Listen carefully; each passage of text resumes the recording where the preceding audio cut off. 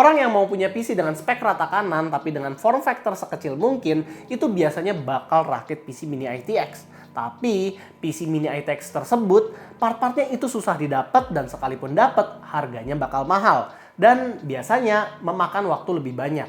Kira-kira males nggak sih? Nah, buat kalian yang males, bisa juga untuk beli mini PC yang langsung jadi dan bisa langsung pakai.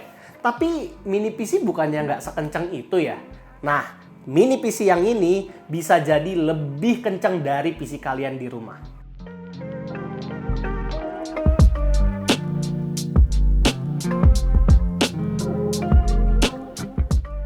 Ini adalah ROG NUC yang keluar tahun 2025.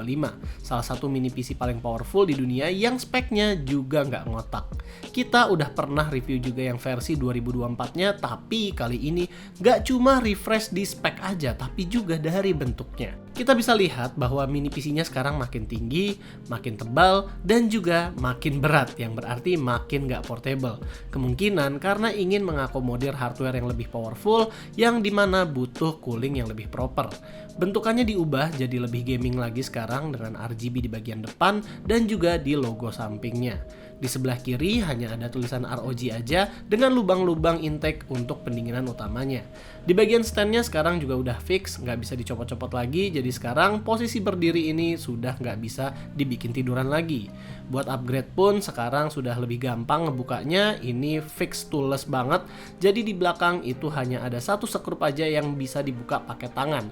Lalu kita tinggal slide aja bagian yang ada logo matanya dan udah kebuka deh. Percolokannya yang sekarang juga lebih banyak. Di belakang itu ada power port, 2 HDMI 2.1, 2 DisplayPort, dan 1 Thunderbolt 4. Dan di atasnya sedikit ada LAN port 2.5G dan 4 USB 3.2 Gen 2 Type A. Di bagian depan ada 2 USB 3.2 Gen 2 Type A lagi dengan audio combo jack. Namun, ketimbang naro SD card reader di sini, sekarang mereka lebih prefer naro USB 3.2 Gen 2 Type C. Nah, seperti yang tahun lalu, mini PC ini masih memakai Core Ultra 9, namun tahun ini di-refresh ke Arrow Lake series. Perbedaan prosesor ini dengan yang sebelumnya itu cukup signifikan. Core-nya ditambah 8 jadi 24 core, dan karena udah nggak ada LPE core lagi jadi efisiensi core-nya ada 16 sekarang, ditambah performance core-nya ada 8. Dan prosesor ini bisa digas sampai 5,4 GHz. Gacor banget. Tapi, nggak lupa juga ini akan dibarengin dengan naiknya konsumsi daya prosesornya yang bisa sampai 160 watt. GPU-nya di sini di-upgrade jadi RTX 5080 Mobile dengan PGP sampai 175 watt. Kalau di laptop mereka biasanya nggak bisa naruh TGP sampai segede gini. Ini juga salah satu enaknya memakai mini PC.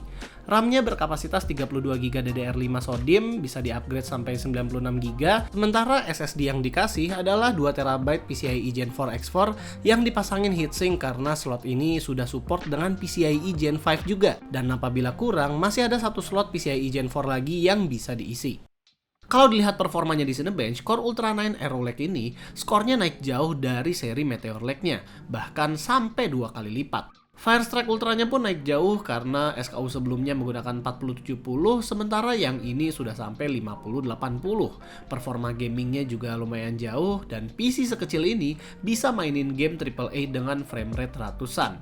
Di resolusi QHD kita bisa main Cyberpunk sampai 200an FPS di frame gen kali 4, buat kali 2-nya bahkan bisa sampai 121 FPS. Monster Hunter Wilds pun bisa dapat sampai 137 FPS, Spider-Man 2 bisa 240 FPS, Doom The Dark Ages dilibas sama dia 100an FPS juga. Game Wibu yang berat juga bisa sampai 100 FPS walaupun sudah ray tracing high. Memang sih 5080 itu harusnya levelnya di 4K gaming, tapi kita mau kasih lihat aja performa gamingnya saat dia di 2K. Dan selain dari gaming, pastinya mini PC ini bisa dijadiin workstation kecil yang bisa dipindah-pindah dan gak makan tempat. Video 4K H265 aja bisa dirender kurang dari 3 menit, dan Blender Barbershop pun kalau pakai optics udah gak sampai 1 menit lagi. Bisa disimpulkan kalau ROG NUC ini ngincer pasar profesional yang ingin performa kencang tapi gak mau PC-nya makan terlalu banyak tempat. Makanya tahun ini ROG itu lebih mentingin performanya gak nanggung, tapi form factor-nya ya lebih gede sedikit. Bisa juga ROG NUC ini dicopot pasang, misal dipakai kerja di kantor, terus di rumah dipasang sebelahan sama TV buat main game.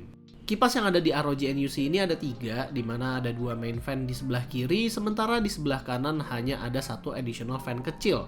Dan kipasnya sih sebenarnya lumayan berisik saat full load, tapi ini buat menjaga suhu CPU-nya itu stabil di 75-85 derajat Celcius saja.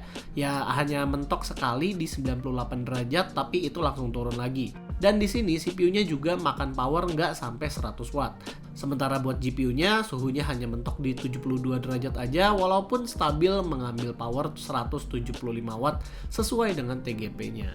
Ini membuat ROG NUC-nya hanya makan daya sekitar 330 watt saat full load dan 50 watt saat idle. Masih termasuk efisien mengingat performanya kenceng parah. Dan kalau yang bisa diatur-atur di Armoury Crate kurang lebih sama sih sama laptopnya ROG. Bisa ngatur-ngatur RGB-nya di Aura Sync, lalu ada usage profile antara silent, performance, dan juga turbo.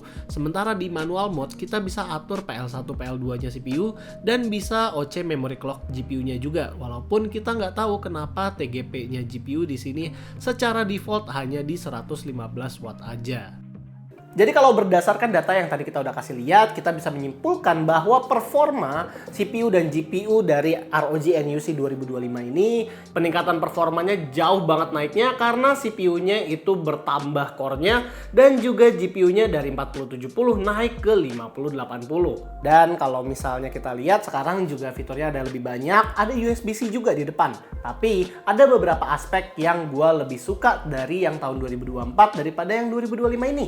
Yang pertama itu adalah soal ergonomisnya. Jadi yang sekarang stand-nya itu fix, tidak bisa dicopot-copot lagi. Jadi kita nggak bisa pakai orientasi horizontal seperti ini. Dan itu juga karena kalau kita pakai orientasi horizontal itu akan mengganggu airflow-nya yang sudah orientasinya itu udah seperti ini dari samping dan ke atas.